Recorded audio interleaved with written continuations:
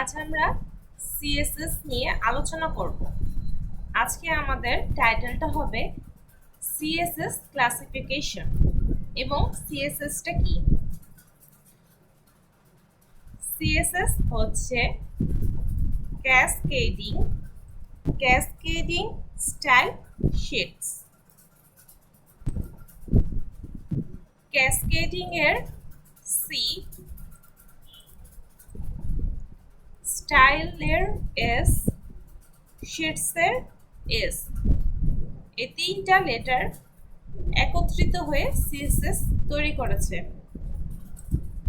CSS is the language we use to style an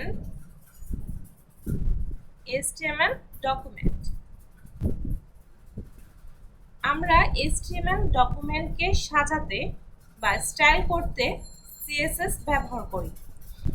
It describes how HTML elements should be displayed. এটা আমাদের বর্ণনা করে কিভাবে HTML এর যে উপাদানগুলো এটা আমি দেখাবো। It is designed to enable the separation of content and presentation, including layout, colors and fonts. এটা মূলত ডিজাইন করা হয় এবং হচ্ছে আমাদের কন্টেন্ট প্রেজেন্টেশন এগুলো আলাদা করতে, এমনকি পেজটা লেআউট কেমন হবে, মানে সাজানোটা কেমন হবে, কালারটা কেমন হবে এবং লেখাগুলো কোন ধরনের ফন্টে থাকবে। CSS classification. সিএসএসটাকে সাধারণত আমরা তিন ভাগে ভাগ করতে পারি। একটা হচ্ছে ইনলাইন। ইনলাইন মানে কি? একই লাইনের ভেতরে থাকবে ইন্টারনাল অর এমবেডেড, বা হচ্ছে একই পেজের ভেতরে থাকবে, আরেকটা হচ্ছে এক্সটার্নাল, যেটা হচ্ছে আলাদা পেজে থাকবে।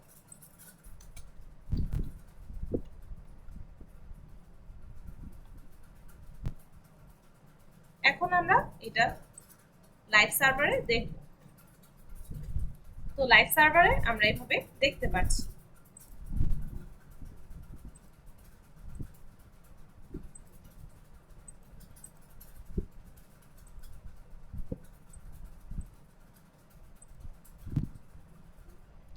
এখন আমি প্রথমটা দেখব, যেটা হচ্ছে ইনলাইন। ইনলাইন মানে একই লাইনের মাঝে আমি করতে পারি। যেমন আমি চাচ্ছি যে আমার যে এই হেডিংটা আছে সিএসএস হচ্ছে ক্যাসকেডিং স্টাইল শিটস, এটার কালারটা আমি চেঞ্জ করব। এটার কালার আমি দিতে চাচ্ছি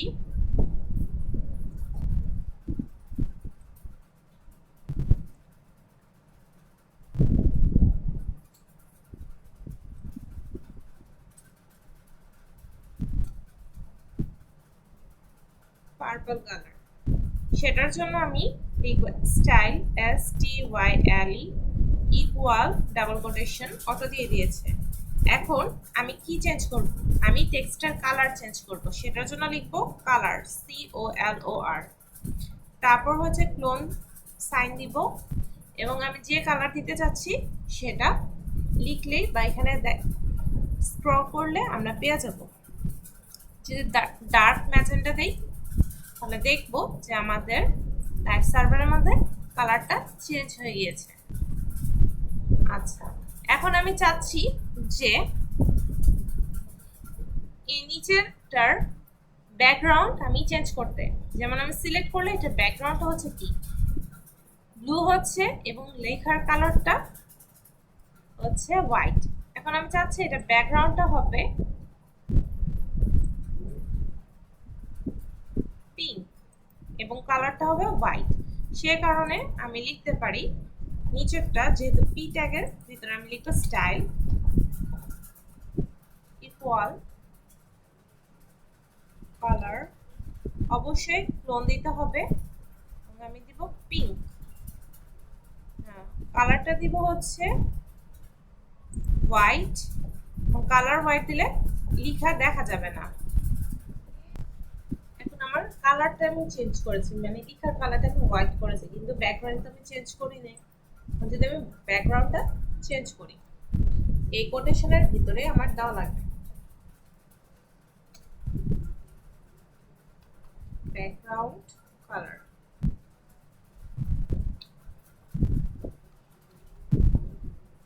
এখানে অবশ্যই একটা সেমিকোলন দেওয়া লাগবে। কালার যে এসে বলছে ব্যাকগ্রাউন্ড কালার, আমি দিব হচ্ছে পিঙ্ক।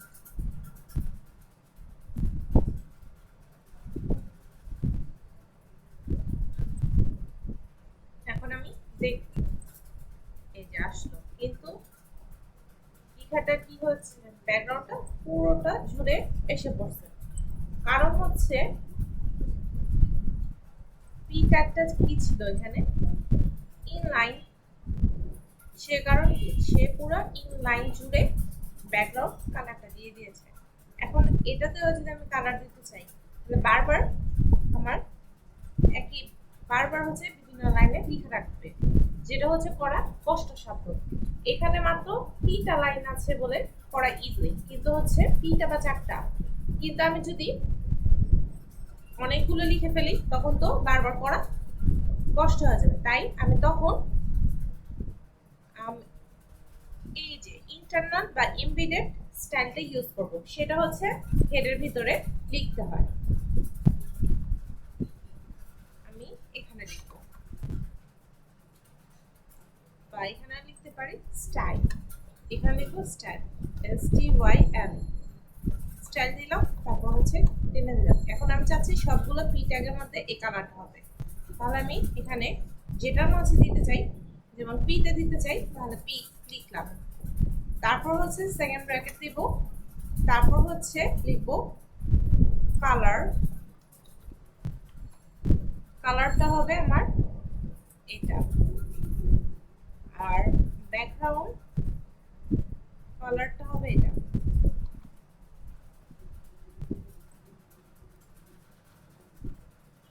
আমি নিচে নিচেও দিতে পারি বোঝার সুবিধার জন্য, আর এটা হচ্ছে কেটে দিই স্টাইলটা।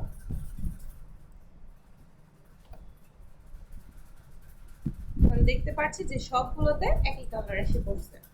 এখন আমি চাচ্ছি যে নিচের গুলা এলআই এর কালার আমি অন্য দিতে, কালারটা আমি চেঞ্জ করব।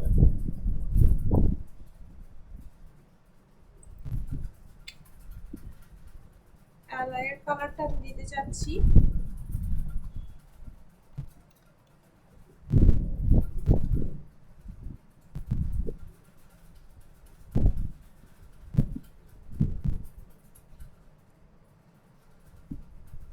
রেড মতো, বা ফায়ার ব্রিক, আর হচ্ছে ব্যাকগ্রাউন্ড কালার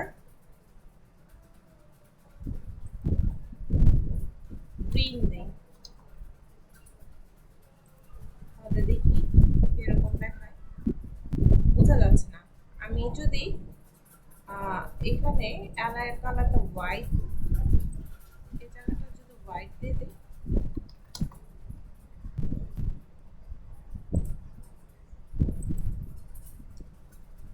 দেখলাম, বা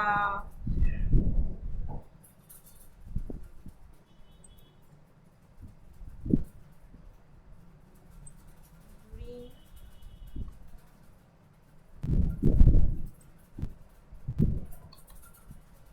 এই কালারটা দিই গ্রিন আলো, এটার কালারটা যদি আমি এখানে ক্লিক করি, তাহলে আমি চাইলে কালারগুলো একটু হালকা গাঢ় যা ইচ্ছা তা করতে পারি। এটা আর এটা হচ্ছে অপাসিটি, মানে হালকা হয়ে যাবে। যদি এখন আমি চেক করি তাহলে দেখবো হালকা, আমি যাচ্ছি গাঢ় কালার, তাহলে কি করতে হবে, এটা সিলেক্ট করব এবং হচ্ছে কালারটা গাঢ় করে দিই, দেখা যাচ্ছে, এটা দেখতে ভালো লাগছে না। আর এগুলো হচ্ছে কি, এগুলো হচ্ছে এগুলোর মাঝে ফাঁকা দেখতে, এটার জন্য খারাপ লাগছে। আচ্ছা, আমরা আরেকটা কালার করতে পারি, বা এটার কালারটা হচ্ছে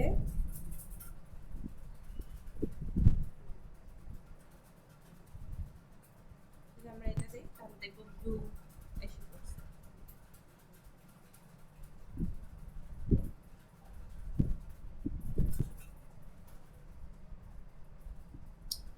আর আরেকটা কাজ হচ্ছে আমাদের লাস্টেরটা হচ্ছে কি এক্সটার্নাল। ইন্টারনাল ইন্টারনাল বা এমবেডেড হচ্ছে আমরা হেড সেকশনে লিখি, আর এক্সটার্নালটা সেটা হচ্ছে আরেকটা পেজে লেখা লাগবে। সেটার জন্য আমরা করতে পারি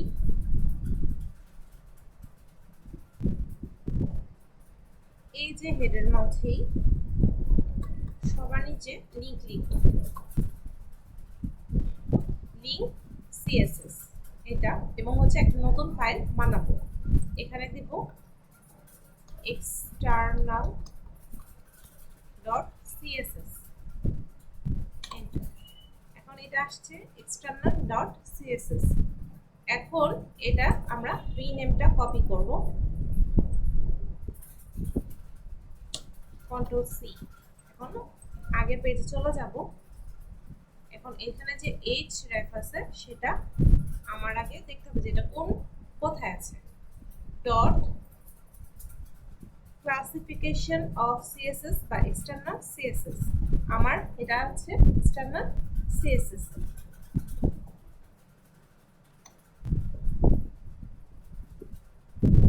যদি আমি এখানে চেঞ্জ করি, যেমন এলআই,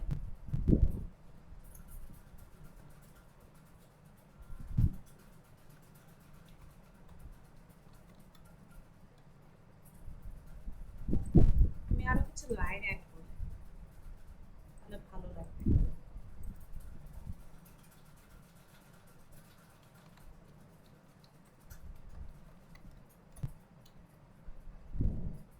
H3 না H2 দিই।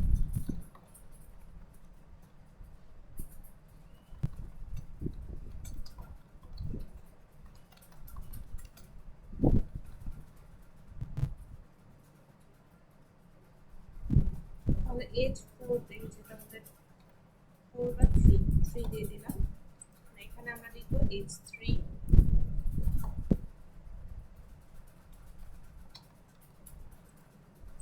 কালার দিব আমরা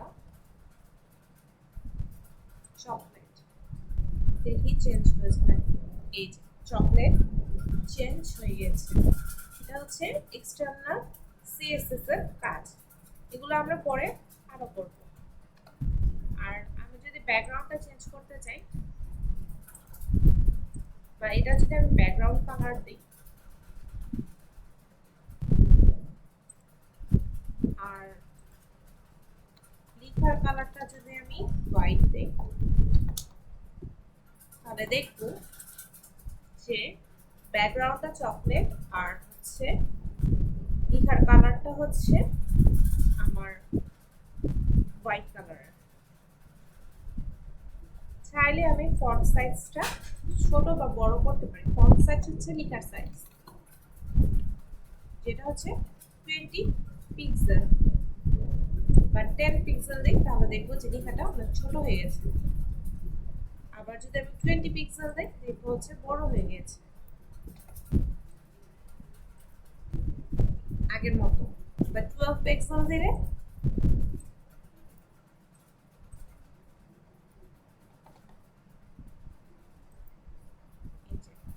ছোট। এগুলো মূলত হচ্ছে আমরা আজকে দেখলাম যে সিএসএস হচ্ছে 3 ধরনের হয়। ইনলাইন সবচেয়ে বেশি পাওয়ারফুল কিন্তু ইনলাইন, কারণ এটা সবার কাছে আছে। তারপর হচ্ছে ইন্টারনাল বা এমবেডেড, এটা এখানে করা যায়, কিন্তু হচ্ছে আমাদের লেখা যখন বেশি হবে বা হচ্ছে ভিতরে সিএসএস গুলোর স্টাইলিং যখন বেশি হয়ে যাবে, তখন এখানে দেখতে ঘিজিবিজি লাগে। সেটার জন্য আমরা বেশি ইউজ করব এক্সটার্নাল। আর এই যে এক্সটার্নাল সিএসএস এর ভিতরে যে আমরা ফন্ট সাইজ 12 পিক্সেল লিখেছি, সেটা সম্পর্কে আমরা জানব।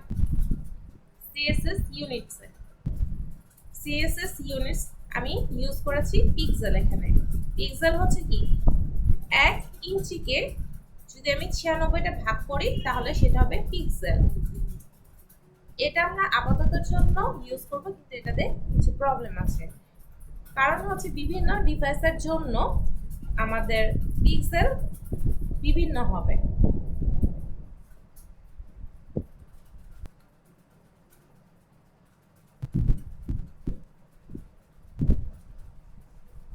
এছাড়া আমরা ইউজ করব em হচ্ছে relative to the font size of the element 2em means 2 times the size of current font মানে বর্তমানে যে ফন্টটা আছে বা যে সাইজটা আছে তাকে দুইবার গুণ করলে যেটা হবে সেটা হবে em। এটাতে প্রবলেম আছে, আমরা বেশি ইউজ করব rem। এটা মূলত হচ্ছে relative to font size of the root element মানে মেন যে সাইজ আছে তার সাথে সম্পর্কিত।